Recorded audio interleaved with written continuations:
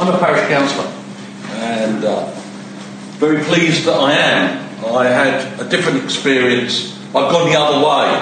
I did 8 years as a borough councillor in London before I moved to Essex. 8 years in opposition. I'll admit it, I was a Labour councillor. Right? Things change. And in 2009, the chains came off and I voted Green in the European elections. And then in 2010, I heard Caroline Lucas speak, and the rest is history. But the upshot of it all is that a vacancy became available in our parish council where I live in 2013.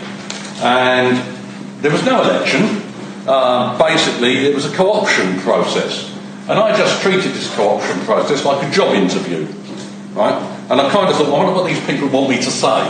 You know, and I thought, well, certain things are pretty safe on talking about.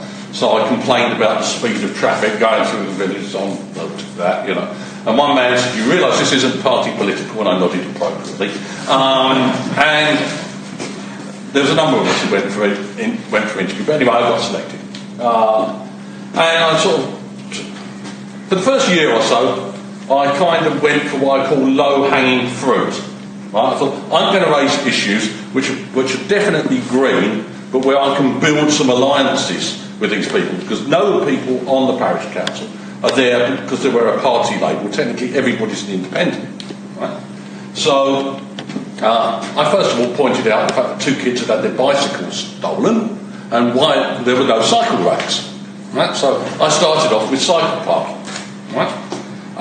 And then I raised 1 or 2 other similar, kind of low-level issues, but issues which clearly would be seen to have an influence. And I guess I was fairly outspoken in 1 or 2 things. Then all of a sudden, one night, I got a phone call to say an awful lot of parish councillors can't attend the meeting tonight. Could you act as vice chair of the meeting? So, yeah. I didn't realise why all these people were away until I picked up the local paper the following week and realised that Boris Johnson was talking to the local Conservative Association. Right? And so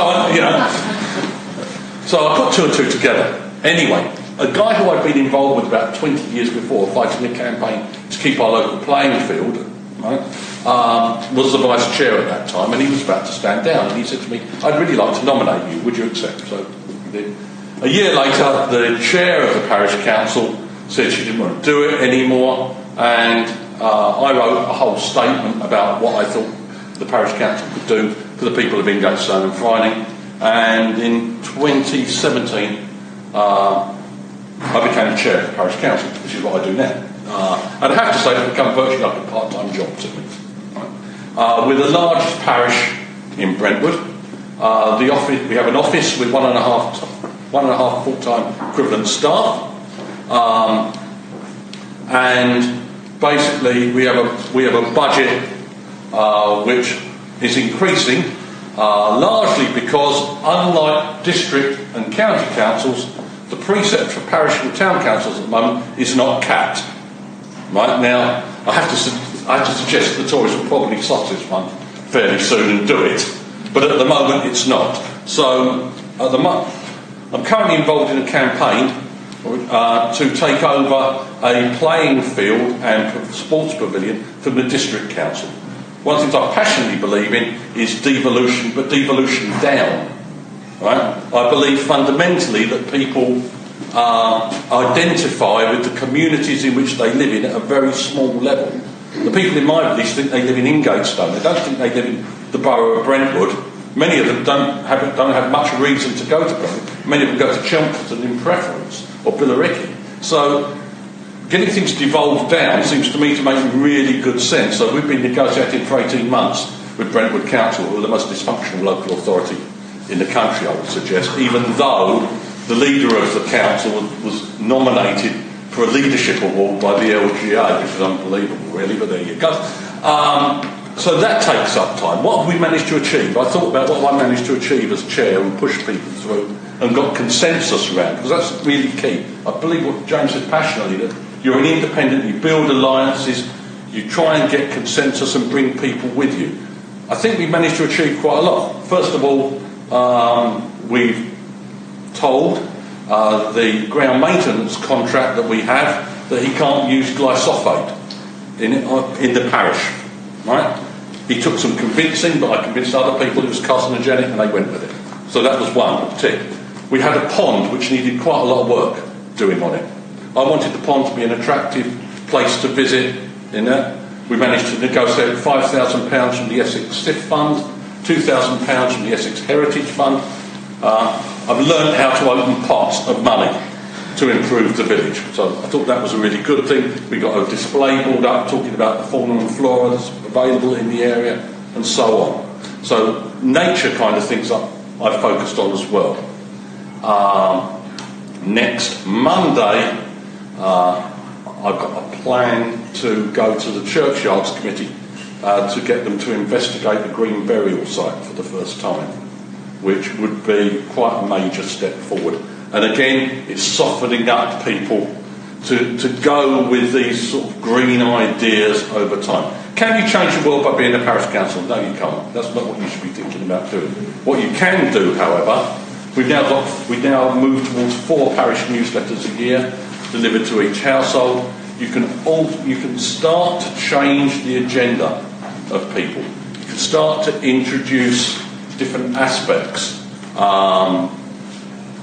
You have to make alliances with people. We're now starting a neighbourhood plan system where myself and my wife are basically coordinating the environment and sustainability section of that plan. We're going to have a major battle, because you can make alliances to people up to a point where points of principle come involved. I think that's what James was hinting at as well. There have been a number of vacancies, and when people have been co-opted to have a by-election on a parish council, I can tell you this because we're just about to have one, it costs £8,000. It's an awful lot out of your precept, so there's a huge incentive not to be democratic, which is a real problem for me, right? But I know what £8,000 could actually bring to our budget for a by-election where very few people are going to vote anyway, right? You know, but clearly housing development within the parish is a major issue, and some of the others are, you know, someone said to me that, I think it was Robert, who said Labour and Tories are soft climate deniers, and they're also soft on a lot of environmental issues, right? So whereas I talk about preserving the green belt and defending agricultural land, they talk about building housing estates, right? And there are areas where I won't budge, and that's one of them. And whereas you can normally get consensus, sooner or later you're going to find issues where you just say, well, actually I fundamentally disagree with you. You know, that's not what it's about. But I think there is going to be a move in the country for more town and parish councils. I read really interesting. In Huddersfield last week, there was a town meeting to set up a town council. Right? Now, Cllr's council has some great councillors, not least of all Andrew Cooper. Right? But the people of Huddersfield probably identify more with Huddersfield than they do Cllr's. Right? And I think gradually, and particularly until town and parish councils have their precept capped, we ought to be pushing all the way for 2 things. One, we should be pushing all our members to become town and parish councils. That's the first thing, and obviously that's what we're going to come on to, and I'm mindful of the clock. But secondly, right, I think also in our locations we ought to be looking at where town and parish councils could be set up. Because there are loads of areas which aren't parish and where there aren't town councils. And if we're going to fight back against neoliberalism and globalisation, etc., and the things that we oppose, then the best way we can do that is to build resilient local communities. Right? And that, I think, town and parish council is kind of a major part to play in that. Thank you.